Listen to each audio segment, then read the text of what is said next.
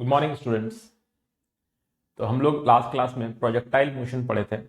Projectile motion के equation of trajectory, time of flight, maximum height और range हम लोग डिराइव किए थे, उसके एक्सप्रेशन डिराइव किए थे। ठीक है, तो आज हम लोग डिस्कस करेंगे कि और भी बहुत सारे फैक्ट्स हैं, छोटे छोटे फैक्ट्स हैं प्रोजेक्टाइल मोशन के बारे में, जिनके बारे में हम लोग थोड़े से डिस्कस करेंगे आज। और उन फैक्ट्स को जान लेने के बाद स्टूडेंट्स क्या होगा ना कि आप जब प्रोजेक्टाइल मोशन के न्यूमेरिकल्स या एमसीक्यू टाइप बेस्ड क्वेश्चंस बनाएंगे तो आपको बहुत सी चीजें आसान लगेगी। तो चलिए हम लोग क्लास को स्टार्ट करते हैं। तो प्रोजेक्टाइल मोशन में हम लोगों ने रेंज निकाला था, करेक्ट। रेंज का फॉर्मूला क्या था? रेंज का फॉर्मूला था range R equals to u square sine 2 theta divided by g. ये था रेंज का फॉर्मूला। ठीक है, तो अब यहां पे एक चीज देखिए, मुझे इस रेंज को मैक्सिमम करना है। Range will be maximum, range will be maximum. ये कब मैक्सिमम होगा? रेंज मैक्सिमम तब होगा जब हमारा थीटा 45 डिग्री हो जाएगा। बिकॉज हम लोग जानते हैं कि किसी भी एक्सप्रेशन में अगर साइन थीटा आता है, जैसे यहां पर ये पूरा 2 थीटा हमारा एंगल है, दिस इज द एंगल, तो ये हमारा एंगल है। तो ये जो एंगल है ये 90 डिग्री होना चाहिए, क्योंकि साइन 90 का वैल्यू मैक्सिमम होता है, तो ये एंगल हमारा 90 डिग्री आना चाहिए, करेक्ट। इसका मतलब 2 थीटा का वैल्यू हमारा 90 डिग्री होना चाहिए। दैट मीन्स जो एंगल ऑफ प्रोजेक्शन थीटा है वो हमारा 45 डिग्री होना चाहिए। तो आप ये याद रखेंगे कि रेंज जो होता है वो मैक्सिमम कब होता है? जब 45 डिग्री, मतलब ये अगर आपका ग्राउंड हो गया या हॉरिजॉन्टल लेवल हो गया और यहां से अगर हम लोग कुछ प्रोजेक्ट कर रहे हैं, कुछ फेंक रहे हैं, तो ये जो रेंज आ रहा है ये मैक्सिमम होगा जब ये एंगल 45 डिग्री पे रहेगा। Then this range will be maximum. ठीक है स्टूडेंट्स, ये बात समझ में आ गई आप लोगों को? तो ये ध्यान में रखना है कि रेंज मैक्सिमम तब होगा जब हमारा एंगल ऑफ प्रोजेक्शन जो है हॉरिजॉन्टल लेवल के साथ, हॉरिजॉन्टल ग्राउंड के साथ या एक्स एक्सिस के साथ 45 डिग्री होगा। तो ये एक फैक्ट आपको दिमाग में रखना है। दूसरा एक और बात है, देखिए अब हम लोग ये देखेंगे, एक रेंज है R1, you square sine 2 theta 1 angle पर उसको प्रोजेक्ट किया गया बाय जी। और दूसरा एक रेंज है R2, that is u square sine 2 theta 2 divided by g. अब ये दोनों रेंज सेम हो जाए, मतलब दो अलग अलग एंगल पर आप किसी चीज को प्रोजेक्ट कर रहे हैं, दो अलग अलग एंगल पर आप किसी चीज को प्रोजेक्ट किए। सपोज ये एक एंगल पर आपने प्रोजेक्ट किया, वेलोसिटी यू ही है, और दूसरा भी अब वेलोसिटी यू है, ये भी यू वेलोसिटी, यू भी यू, बट दोनों का एंगल अलग अलग है। एक थीटा 1 एंगल है, एक थीटा 2 एंगल है, लेकिन दोनों का जो रेंज हो रहा है वो सेम हो रहा है। तो ये इस कंडीशन को होने के लिए हमें यहां पे क्या होना चाहिए ऐसा, ताकि दोनों प्रोजेक्टाइल का रेंज जो है सेम। तो याद रखिएगा कि range, if theta 1 plus theta 2, अगर दोनों एंगल ऑफ प्रोजेक्शन का सम 90 डिग्री हो जाए, means angles are complementary, angles are complementary. तो अगर एंगल्स यहां पर कॉम्प्लीमेंट्री हो जाते हैं, देन दोनों का रेंज जो है वो सेम हो जाएगा। Then R1 and R2 will be equal. ये दोनों फैक्ट को आपको दिमाग में रखना है। पहला फैक्ट है कि अगर हमारा angle of projection with the horizontal axis, x axis या हॉरिजॉन्टल ग्राउंड के साथ 45 डिग्री एंगल है, तब रेंज मैक्सिमम होगा। और अगर दोनों एंगल ऑफ प्रोजेक्शन एक दूसरे के कॉम्प्लीमेंट्री है, मतलब मतलब अगर एक एंगल आपका 15 डिग्री है और दूसरा एंगल अगर आपका 75 डिग्री है, देन आपका रेंज सेम रहेगा। हाँ, कंडीशन ये भी होना चाहिए कि दोनों का इनिशियल प्रोजेक्शन करने वाला जो वेलोसिटी है, जो यू है, वो भी सेम होगा, तभी ये कंडीशन आएगा। ठीक है, या एक मान ली 30 डिग्री पर प्रोजेक्ट किया गया, दूसरा 60 डिग्री पर प्रोजेक्ट होगा, then the range will be same. तो ये है दो फैक्ट जो आपको ध्यान में रखना है जब आप प्रोजेक्टाइल मोशन के कुछ क्वेश्चंस को बना रहे होंगे। आगे और भी कॉन्सेप्ट है, तो आगे और कॉन्सेप्ट्स पर बात करेंगे हम लोग। हॉरिजॉन्टल प्रोजेक्टाइल के बारे में भी अभी हम लोग डिस्कस करेंगे।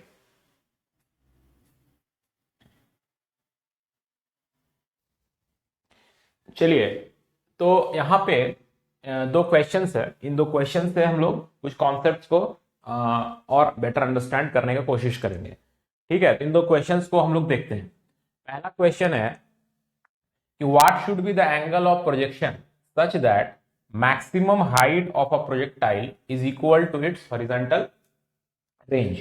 तो मैक्सिमम हाइट जो होता है प्रोजेक्टाइल का, उसका फॉर्मूला है u square sine square theta divided by 2g, और रेंज का फॉर्मूला है u square sine 2 theta by ji.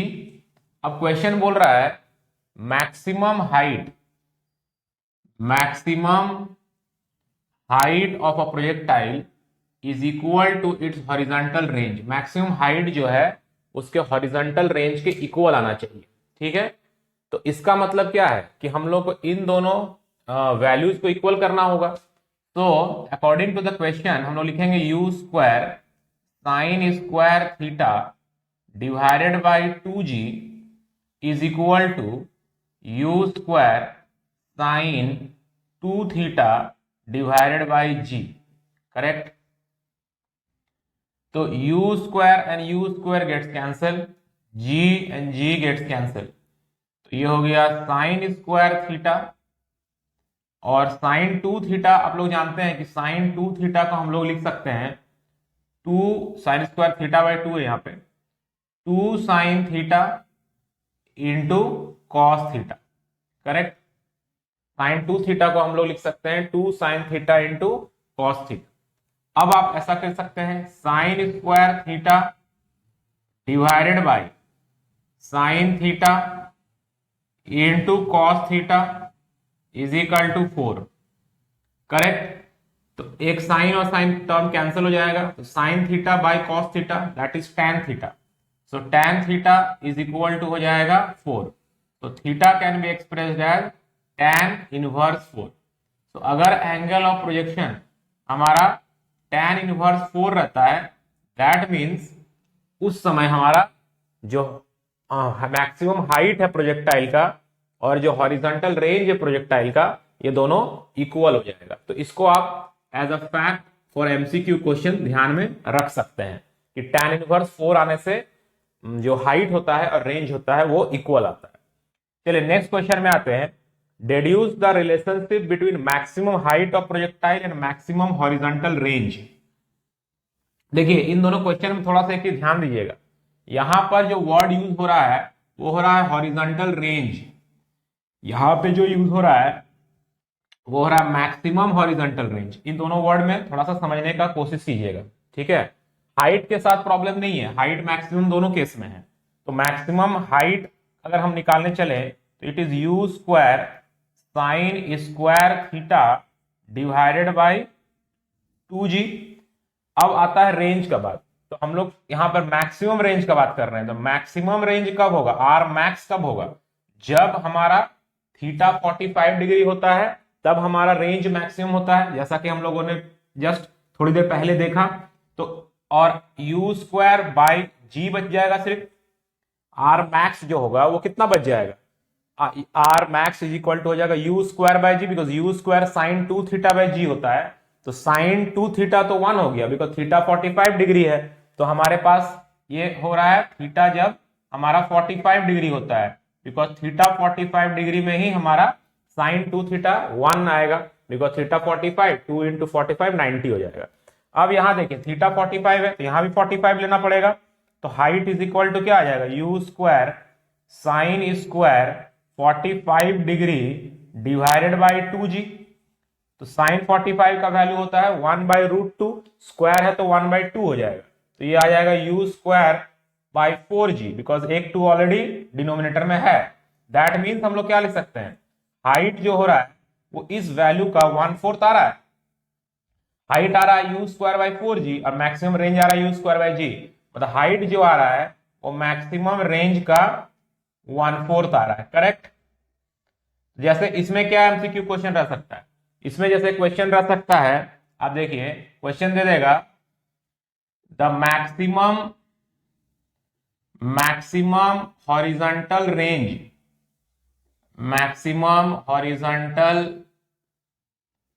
Range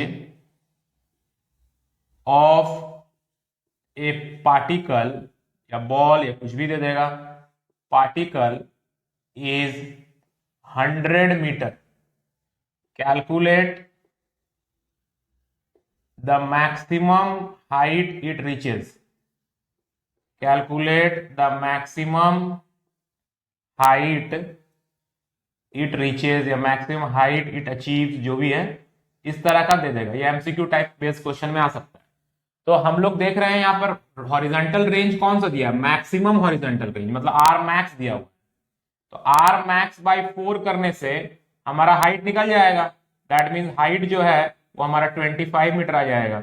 ये ध्यान रखना है कि वहां पर मैक्सिमम हाइट दिया हुआ है कि नहीं। तो ये कुछ बेसिक्स क्वेश्चंस थे, ठीक है, समझ में आ रहा है। इस टाइप के बेसिक क्वेश्चंस बनाने से आपका बहुत सारा छोटा छोटा जो कॉन्सेप्ट्स है वो आपका क्लियर होता है, और छोटे छोटे कॉन्सेप्ट जब आपका क्लियर होंगे तभी आप क्वेश्चंस को सॉल्व कर पाएंगे, ठीक है। बहुत स्टूडेंट्स का जो प्रॉब्लम रहता है कि फिजिक्स में हमारा न्यूमेरिकल सॉल्व नहीं हो रहा है, उसका सबसे बेसिक रीजन है कि आप जो छोटे छोटे कॉन्सेप्ट्स हैं उन कॉन्सेप्ट्स पर ध्यान नहीं देते हैं, जो एक्सप्रेशन में वेरिएबल्स आते हैं उन वेरिएबल्स का आप ठीक से मतलब नहीं समझते हैं। पहले छोटी छोटी चीजों को कीजिए, धीरे धीरे कॉम्प्लेक्स सिचुएशंस को भी आप हैंडल करना सीख जाएंगे। चलिए और आगे बढ़ते हैं हम लोग नेक्स्ट क्वेश्चंस की तरफ। चलिए अब हम लोग देखते हैं ये हॉरिजॉन्टल प्रोजेक्टाइल क्या होता है, इसका इक्वेशंस या इसके प्रॉब्लम्स को हम लोग कैसे टैकल करेंगे। हॉरिजॉन्टल प्रोजेक्टाइल का मतलब होता है कि आप किसी पार्टिकल को हॉरिजॉन्टली एक वेलोसिटी से फेंके थे, जैसे हॉरिजॉन्टली फेंक रहे हैं ऐसे, ठीक है, या आप एक तीर को लेते हैं और सीधा मारते हैं तो वो तीर जो है वो जाके ऐसे डिप कर जाता है, या एक पत्थर को भी अगर फेंकेंगे, अगर फायरिंग भी करते हैं तो फायरिंग करते हैं तो गोली थोड़ा दूर सीधा जाके गिर जाएगा, क्यों, क्योंकि उसके पास एक इनिशियल वेलोसिटी है, इसीलिए थोड़ा सा वो आगे बढ़ेगा, ठीक है। तो इनिशियल वेलोसिटी मान लेते हैं इसका है u, ठीक है, किस डायरेक्शन में ये वेलोसिटी है, इस डायरेक्शन में है, इसलिए थोड़ा आगे बढ़ा, but due to the force of gravity वो फिर नीचे आने लगता है, इसीलिए ये इस तरह का एक शेप बनाता है। अगर आप किसी चीज को डायरेक्ट ड्रॉप करते हैं, ऐसे छोड़ देते हैं, तो क्या होगा, अगर आप इस मार्कर के ढक्कन को डायरेक्ट छोड़ते हैं तो सीधा नीचे गिर जाएगा, मगर अगर हम इसको ऐसे फेंकेंगे तो क्या होगा, थोड़ी देर दूर जाके गिरेगा, बिकॉज इस डायरेक्शन में, हॉरिजॉन्टल डायरेक्शन में इसका एक इनिशियल वेलोसिटी है, ठीक है। तो ये हो गया आपका इनिशियल वेलोसिटी u। अब ये यहां पे आके स्ट्राइक कर रहा है मान लेते हैं, तो इसका अगर हम इसको ओरिजिन माने, जहां से इसको प्रोजेक्ट किया गया उसको अगर हम ओरिजिन माने तो ये 0,0 हो जाएगा। अब यहां आ रहा है x और y नीचे आया, मतलब इसका कोऑर्डिनेट हो जाएगा x, -y, x, -y। आप इस पॉइंट का कोऑर्डिनेट लिख सकते हैं, राइट। अब हम लोगों ने देखिए जब कंप्लीट प्रोजेक्टाइल था, ऑब्लिक प्रोजेक्टाइल जो हम लोग पढ़े थे पिछले लेक्चर्स में, वो ऐसा था, करेक्ट, ऐसा था। अभी अगर देखा जाए तो सिर्फ ये वाला पार्ट है, ये वाला पोर्शन है, करेक्ट, लेकिन हम लोगों ने प्रोजेक्टाइल का इक्वेशन निकाला था, क्या इक्वेशन आया था, y is equal to x tan theta minus g x square sec square theta divided by 2u square. ये था इक्वेशन ऑफ प्रोजेक्टाइल, मतलब इक्वेशन जो प्रोजेक्टाइल जो पाथ फॉलो करता है उसका ये इक्वेशन है, इसे हम लोग इक्वेशन ऑफ ट्रैजेक्टरी या इक्वेशन ऑफ प्रोजेक्टाइल भी बोलते हैं। अब ये वाला पार्ट मान लीजिए हमारे पास नहीं है, हमारे पास सिर्फ इतना सा ही पार्ट है, मतलब ये वाला पार्ट है जो शेड किए हैं हम, तो ये जो पार्ट है ये भी तो प्रोजेक्टाइल का ही हिस्सा है, तो ये तो प्रोजेक्टाइल की इक्वेशन को फॉलो करेगा। जैसे अगर ये सर्कल है इस सर्कल का इक्वेशन अगर x square plus y square equal to a square है, तो ये सर्कल का पार्ट है इसी सर्कल का, तो इसका भी equation x square plus y square plus is equal to a square होगा। समझ में आ रहा है? मतलब पूरे सर्कल के लिए जो इक्वेशन है पार्ट के लिए भी वो इक्वेशन होगा, बिकॉज ये पार्ट ये पॉइंट्स भी तो उसी सर्कल के ऊपर आ रहा है। जिस तरह ये पूरा प्रोजेक्टाइल के लिए जो इक्वेशन है, इस आधा प्रोजेक्टाइल के लिए भी वही इक्वेशन रहेगा, बिकॉज ये जो पॉइंट्स है ये उसी प्रोजेक्टाइल के ऊपर आ रहा है। कुछ कंडीशंस को यहां हम लोग को देखना पड़ेगा। क्या कंडीशन को देखना पड़ेगा? हम लोग यहां पर ऐसे प्रोजेक्ट कर रहे हैं हॉरिजॉन्टली, मतलब यहां पर जो हम लोग प्रोजेक्ट किए थे वो ऐसे किए थे, तो यहां पर एंगल थीटा था, यहां पर ये एंगल थीटा था, अभी हम लोग ऐसे प्रोजेक्ट कर रहे हैं, तो एंगल कितना हो जाएगा? यहां पर एंगल आपका 0 डिग्री हो जाएगा, बिकॉज ये हॉरिजॉन्टल के साथ ही फेंका जा रहा है। यहां हॉरिजॉन्टल के साथ एंगल बना के फेंका जा रहा था, ये यहां से अगर फेंका जाता है तो हॉरिजॉन्टल के पैरेलल फेंका जा रहा है, तो एंगल कितना हो जाएगा? 0 डिग्री हो जाएगा। तो putting theta equal to 0 degree, theta को 0 डिग्री पुट कर रहे हैं, तो y इज इक्वल टू क्या हो जाएगा? x tan 0 degree minus g x square sec square 0 degree divided by 2u square. tan 0 का 0 होता है, तो y is equal to minus g x square sec 0 का 1 हो जाएगा डिवाइडेड बाय 2u स्क्वायर। अब यहां पे हमारा x कैपिटल X पुट कर दीजिए, y की जगह पर माइनस y पुट कर दीजिए, तो minus y is equal to minus g x square divided by 2u square, तो माइनस माइनस गेट कैंसिल, तो इक्वेशन आ गया y is equal to g x square divided by 2u square.